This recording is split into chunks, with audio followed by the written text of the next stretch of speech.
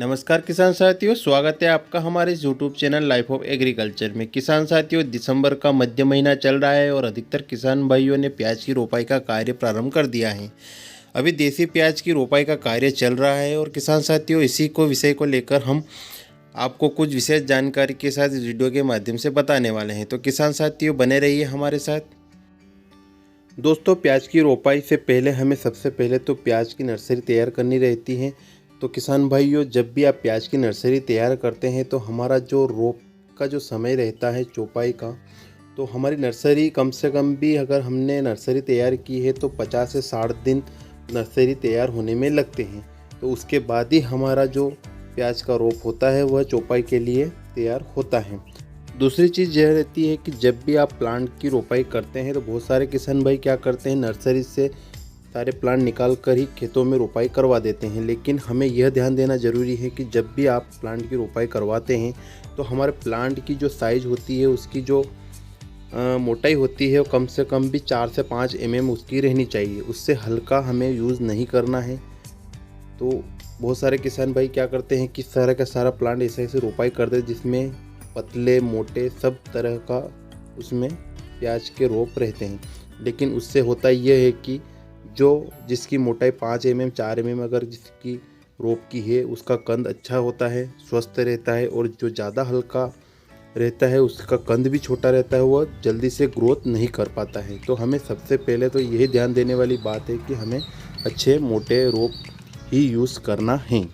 दोस्तों, जब भी आप रोपाई करवाते हैं तो हमें जो प्लांट से प्लांट की जो दूरी होती है वह कितने इंच रखनी है।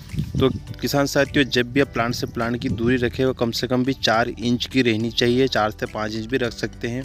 और उसकी जो पास वाली जो लाइन होती है उसकी भी दूरी आप 5 इंच रख सकते हैं, जिससे कि आपका जो कंद होता है वह प्रॉपर तरीके से बन सके और उसको स्पेस मिल सके। इसलिए हमें ज़्यादा घना भी नहीं लगाना है और ज़्यादा दूर भी हमें नहीं लगाना है। ज़्यादा दूरी पे अगर आपने रोपाई करवा दी है तो आपकी कंद की साइज़ ज़्यादा मोटी हो जाएगी और जिससे कि आपकी जो स्टोरेज क्षमता है वह भी ख़राब हो सकती है। जल्दी प्याज ख़राब होने के चांस ज़्यादा रहते हैं और मार्केट प्राइस भी उससे हमें कम मिलता है। इसलिए ज़्यादा मोटा कंद भी आइडल नहीं रहता है। इसलिए हमें मीडियम प्याज और अच्छी क्वालिटी का प्याज चाहिए। इसलिए हमें प्याज की जो दूरी है उस पर हमें विशेष ध्यान देने वाली बात है कि 4 से 5 इंच की दूरी रखनी है। और पास वाली जो लाइन में अगर आप फिर लगा रहे तो उसकी भी दूरी 5 इंच रखनी है, ताकि हमारा प्याज की जो साइज़ है प्रॉपर तरीके से बन सकें। और इसके बाद हमें टाइम पे इसकी सिंचाई करना है। कम से कम 10 से 12 दिन में हमें इसकी सिंचाई करना है। तो दोस्तों, इन चीज़ों का अगर आपने विशेष ध्यान रख लिया है तो आप यकीन मानिए आपका प्रोडक्शन भी बहुत अच्छा होगा और आपकी जो कंद की साइज है वो भी अच्छी बनेगी। तो किसान साथियों, इससे हमारा जो बेनिफिट होने वाला है वह यह है कि हमारी जो स्टोरेज जो प्याज की रहती है उसकी समय भी सीमा भी बढ़ जाएगी और हमारा लंबे समय तक हम प्याज का स्टोरेज कर सकेंगे। ना उसमें कोई बीमारी आएगी, ना हमारा प्याज सड़ेगा।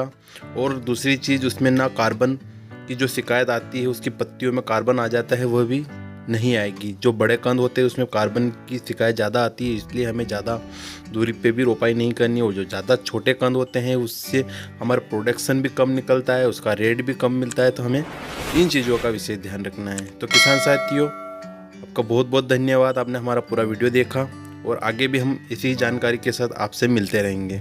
जय किसान, जय जवान।